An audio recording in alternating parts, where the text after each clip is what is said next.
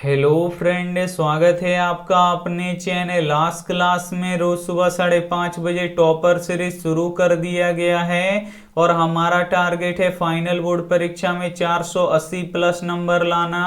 तो 480 plus number कैसे आएगा? तो जैसे फाइनल बोर्ड परीक्षा में प्रश्न पूछे जाते हैं बिल्कुल वैसा ही वैसा प्रश्न आपको पढ़ना पड़ेगा और बिल्कुल वैसा ही प्रश्न रोज सुबह 5:30 बजे हम पढ़ाते हैं। तो रोज सुबह 5:30 बजे आप हमसे लाइव जुड़ के पढ़ सकते हैं। और आज की इस वीडियो में सामाजिक विज्ञान के टॉप 30 ऑब्जेक्टिव प्रश्न हम आपको बताएंगे जो आपके बोर्ड परीक्षा के लिए काफी महत्वपूर्ण रहेगा। और इस 30 ऑब्जेक्टिव प्रश्न में से बहुत सारे प्रश्न आपको याद नहीं होगा, तो प्लीज आप लोग उसे नोटबुक पे लिख के जरूर याद कर लीजिएगा। और चैनल को अभी तक आप सब्सक्राइब नहीं किए हैं तो चैनल को सब्सक्राइब कर लीजिएगा। और सब्सक्राइब करने के बाद एक बेल आइकन आता है, तो बेल आइकन को दबा के ऑल पे कर लीजिएगा ताकि जब भी लाइव क्लास हो तो आपके पास नोटिफिकेशन पहुंचता रहे। तो आइए शुरू करते हैं पहले नंबर प्रश्न से। तो पहला नंबर प्रश्न है कि इटली और जर्मनी वर्तमान में किस महादेश में आते हैं? ए ऑप्शन है उत्तरी अमेरिका, बी ऑप्शन है दक्षिणी अमेरिका, सी ऑप्शन है यूरोप, डी ऑप्शन है एशिया। तो यहाँ पे आपको बताना है कि इटली और जर्मनी वर्तमान में किस महादेश में आते हैं? तो यूरोप महादेश में आते हैं, इसे आपको याद रखना है। यहाँ पे सी ऑप्शन बिल्कुल ही सही हो जाएगा। और अपना देश भारत किस महादेश में आता है? तो एशिया महादेश में आता है, तो ये भी साथ में आपको याद रखना है। आइए देखते हैं अगला प्रश्न। 2 नंबर प्रश्न है कि महासागर के तली में होने वाले कंपन को किस नाम से जाना जाता है? ए ऑप्शन है भूकंप के नाम से, बी ऑप्शन है चक्रवात के नाम से, सी ऑप्शन है सुनामी के नाम से, डी ऑप्शन है इनमें से कोई नहीं। तो यहाँ पे आपको बताना है कि महासागर के तली में होने वाले कंपन को किस नाम से जाना जाता है? तो सुनामी के नाम से जाना जाता है, इसे आपको याद रखना है। यहाँ पे सी ऑप्शन बिल्कुल ही सही हो जाएगा। और किस देश में सुनामी सबसे अधिक आता है? तो जापान में सबसे अधिक आता है, तो ये भी साथ में आपको याद रखना है। आइए देखते हैं अगला प्रश्न। 3 नंबर प्रश्न है कि बिहार की किस नदी की उत्पत्ति अमरकंटक से हुआ है? ए ऑप्शन है पुनपुन नदी का, बी ऑप्शन है कोसी नदी का, सी ऑप्शन है सोन नदी का, डी ऑप्शन है गंडक नदी का। तो यहाँ पे आपको बताना है कि बिहार की किस नदी की उत्पत्ति अमरकंटक से हुआ है? तो सोन नदी का हुआ है, इसे आपको याद रखना है। यहाँ पे सी ऑप्शन बिल्कुल ही सही हो जाएगा। एक प्रश्न ये भी पूछा जाता है कि बिहार का शोक किस नदी को कहते हैं? तो कोसी नदी को कहते हैं, तो ये भी साथ में आपको याद रखना है। आइए देखते हैं अगला प्रश्न। 4 नंबर प्रश्न है कि लाल सेना का गठन किसने किया? ए ऑप्शन है लेनिन ने, बी ऑप्शन है स्टालिन ने, सी ऑप्शन है ट्राटस्की ने, डी ऑप्शन है गैरिबाल्डी ने। तो यहाँ पे आपको बताना है कि लाल सेना का गठन किसने किया?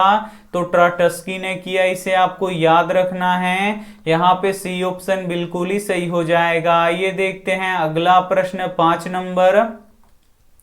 5 नंबर प्रश्न है कि भूकंप प्रभावित क्षेत्रों में मकान का निर्माण कैसी होनी चाहिए? ए ऑप्शन है अंडाकार, बी ऑप्शन है त्रिभुजाकार, सी ऑप्शन है चौकोर, डी ऑप्शन है आयताकार। तो यहाँ पे आपको बताना है कि भूकंप प्रभावित क्षेत्रों में मकान का निर्माण कैसी होनी चाहिए? तो आयताकार होनी चाहिए, इसे आपको याद रखना है।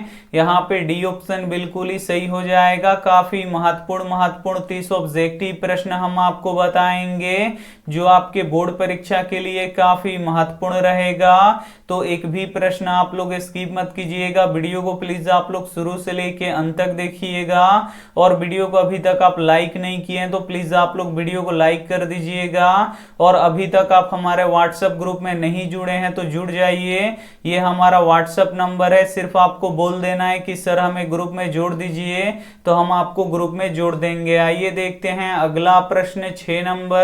6 नंबर प्रश्न है कि भारत की सबसे लंबी नदी कौन सी है? ए ऑप्शन है गंगा नदी, बी ऑप्शन है ब्रह्मपुत्र नदी, सी ऑप्शन है यमुना नदी, डी ऑप्शन है गोदावरी नदी। तो यहाँ पे आपको बताना है कि भारत की सबसे लंबी नदी कौन सी है। तो गंगा नदी है, इसे आपको याद रखना है। यहाँ पे ए ऑप्शन बिल्कुल ही सही हो जाएगा। आइए देखते हैं अगला प्रश्न 7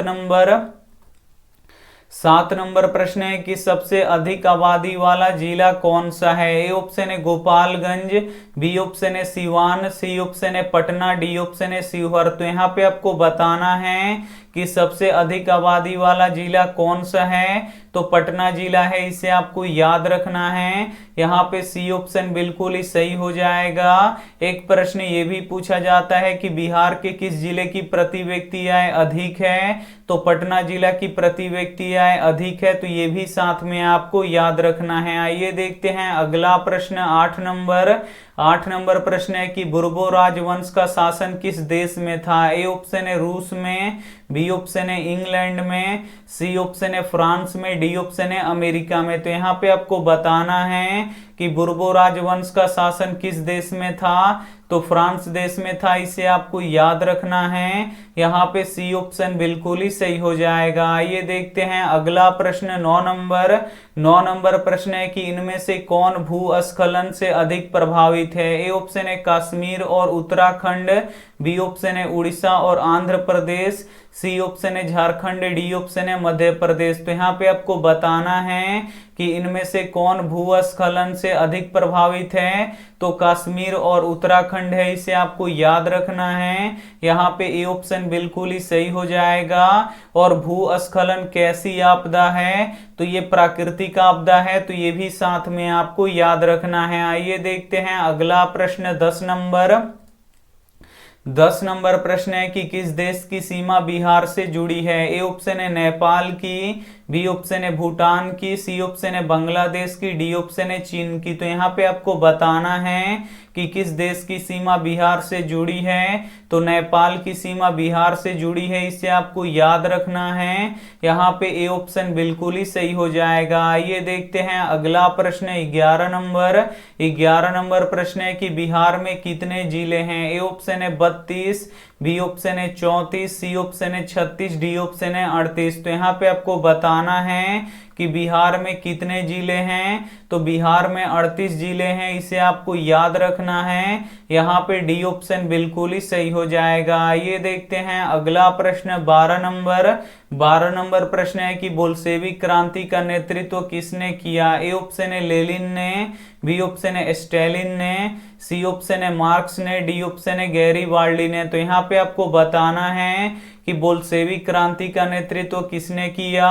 तो लेनिन ने किया, इसे आपको याद रखना है। यहाँ पे ए ऑप्शन बिल्कुल ही सही हो जाएगा। ये देखते हैं अगला प्रश्न 13 नंबर प्रश्न है कि निम्न में से कौन नई आर्थिक नीति का अंग नहीं है? ए ऑप्शन है निजीकरण, बी ऑप्शन है वैश्वीकरण, सी ऑप्शन है राष्ट्रीयकरण, डी ऑप्शन है उदारीकरण। तो यहाँ पे आपको बताना है कि निम्न में से कौन नई आर्थिक नीति का अंग नहीं है। तो राष्ट्रीयकरण नहीं है, इसे आपको याद रखना है।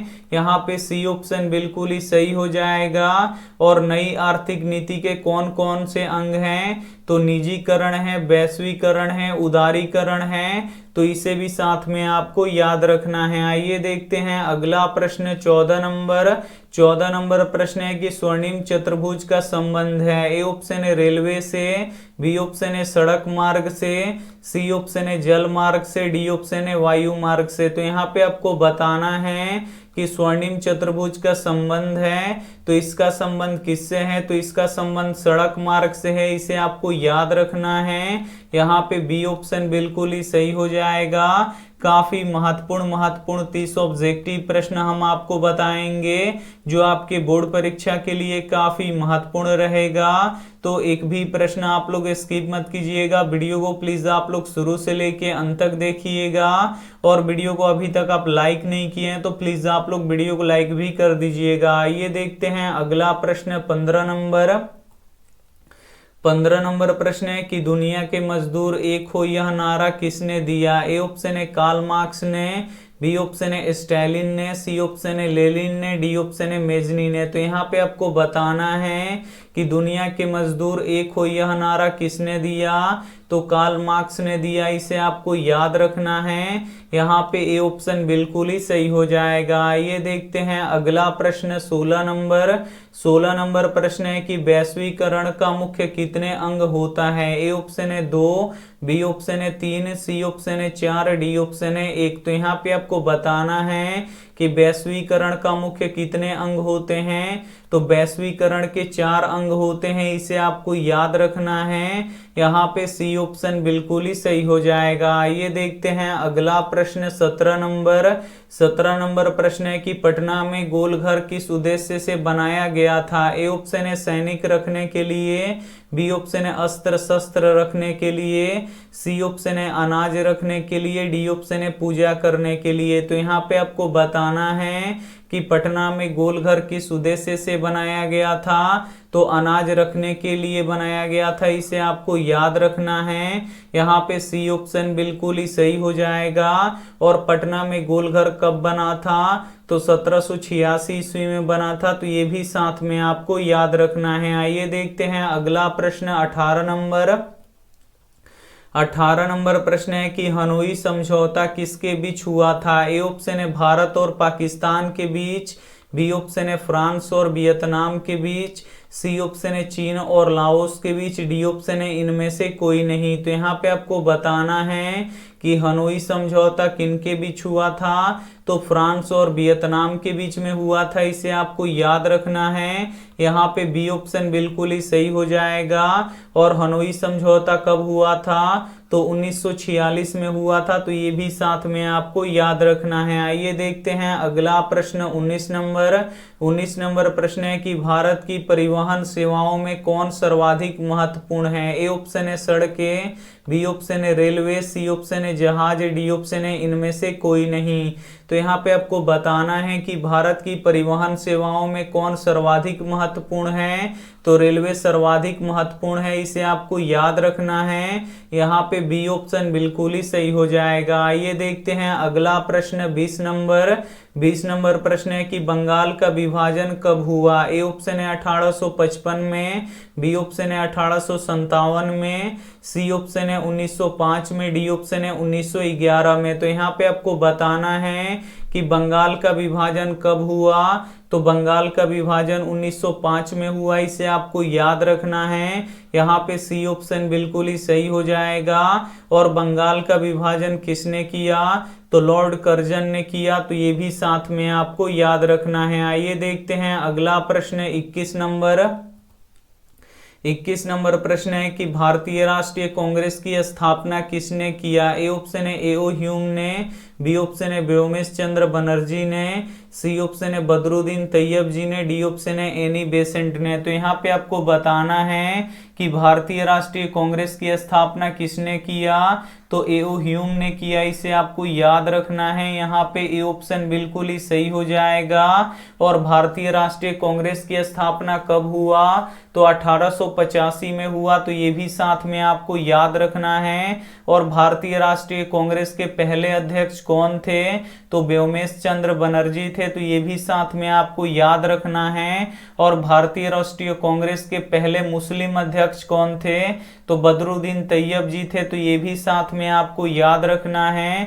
और भारतीय राष्ट्रीय कांग्रेस के प्रथम महिला अध्यक्ष कौन थी, तो एनी बेसेंट थी। तो ये भी साथ में आपको याद रखना है। आइए देखते हैं अगला प्रश्न 22 नंबर प्रश्न है कि शेयर बाजार की नियामक संस्था है। ए ऑप्शन है सिडबी, बी ऑप्शन है सेबी, सी ऑप्शन है आरबीआई, डी ऑप्शन है स्टॉक एक्सचेंज। तो यहाँ पे आपको बताना है कि शेयर बाजार की नियामक संस्था है, तो सेबी है, इसे आपको याद रखना है। यहाँ पे बी ऑप्शन बिल्कुल ही सही हो जाएगा। आइए देखते हैं अगला प्रश्न 23 नंबर प्रश्न है कि किस वर्ष साइमन कमीशन भारत आया। ए ऑप्शन है 1922 में, बी ऑप्शन है 1924 में, सी ऑप्शन है 1927 में, डी ऑप्शन है 1928 में। तो यहाँ पे आपको बताना है कि किस वर्ष साइमन कमीशन भारत आया, तो 1928 में आया। इसे आपको याद रखना है। यहाँ पे डी ऑप्शन बिल्कुल ही सही हो जाएगा। ये देखते हैं अगला प्रश्न 24 नंबर प्रश्न है कि पटना का प्राचीन नाम क्या है। ए ऑप्शन है राजगीर, बी ऑप्शन है पाटलिपुत्र, सी ऑप्शन है पावापुरी, डी ऑप्शन है नालंदा। तो यहाँ पे आपको बताना है कि पटना का प्राचीन नाम क्या है। तो पटना का प्राचीन नाम पाटलिपुत्र है, इसे आपको याद रखना है। यहाँ पे बी ऑप्शन बिल्कुल ही सही हो जाएगा। ये देखते हैं अगला प्रश्न 25 नंबर प्रश्न है कि नीति आयोग का पदेन अध्यक्ष कौन होते हैं। ए ऑप्शन है राष्ट्रपति, बी ऑप्शन है प्रधानमंत्री, सी ऑप्शन है मुख्यमंत्री, डी ऑप्शन है योजना मंत्री। तो यहाँ पे आपको बताना है कि नीति आयोग का पदेन अध्यक्ष कौन होते हैं। तो प्रधानमंत्री होते हैं, इसे आपको याद रखना है। यहाँ पे बी ऑप्शन बिल्कुल ही सही हो जाएगा। और नीति आयोग का स्थापना कब हुआ था। तो 2015 में हुआ था। तो ये भी साथ में आपको याद रखना है। आइए देखते हैं अगला प्रश्न 26 नंबर प्रश्न है कि हिंद चीन क्षेत्र में बसने वाले फ्रांसीसी को क्या कहा जाता था। ए ऑप्शन है फ्रांसीसी, बी ऑप्शन है शासक वर्ग, सी ऑप्शन है कोलोन, डी ऑप्शन है पुर्तगाली। तो यहाँ पे आपको बताना है कि हिंद चीन क्षेत्र में बसने वाले फ्रांसीसी को क्या कहा जाता था। तो कोलोन कहा जाता था। तो इससे साथ में आपको याद रखना है। यहाँ पे सी ऑप्शन बिल्कुल ही सही हो जाएगा। ये देखते हैं अगला प्रश्न 27 नंबर प्रश्न है कि अमेरिका का पता किसने लगाया। ए ऑप्शन है मैगलन ने, बी ऑप्शन है वास्को डी गामा ने, सी ऑप्शन है कोलंबस ने, डी ऑप्शन है हेनरी ने। तो यहाँ पे आपको बताना है कि अमेरिका का पता किसने लगाया। तो कोलंबस ने लगाया, इसे आपको याद रखना है। यहाँ पे सी ऑप्शन बिल्कुल ही सही हो जाएगा। और भारत का पता किसने लगाया। तो वास्को डी गामा ने लगाया। तो ये भी साथ में आपको याद रखना है। आइए देखते हैं अगला प्रश्न 28 नंबर प्रश्न है कि बिहार में पंचायती राज कितनी स्तरीय है। ए ऑप्शन है 2 स्तरीय, बी ऑप्शन है 4 स्तरीय, सी ऑप्शन है 5 स्तरीय, डी ऑप्शन है 3 स्तरीय। तो यहाँ पे आपको बताना है कि बिहार में पंचायती राज कितनी स्तरीय है। तो 3 स्तरीय है, इसे आपको याद रखना है। यहाँ पे डी ऑप्शन बिल्कुल ही सही हो जाएगा। ये देखते हैं अगला प्रश्न 29 नंबर प्रश्न है कि लिच्छवी गणतंत्र किस राज्य में अवस्थित है। ए ऑप्शन है बिहार में, बी ऑप्शन है राजस्थान में, सी ऑप्शन है महाराष्ट्र में, डी ऑप्शन है त्रिपुरा में। तो यहाँ पे आपको बताना है कि लिच्छवी गणतंत्र किस राज्य में अवस्थित है। तो ये बिहार में अवस्थित है, इसे आपको याद रखना है। यहाँ पे ए ऑप्शन बिल्कुल ही सही हो जाएगा। ये देखते हैं अंतिम प्रश्न 30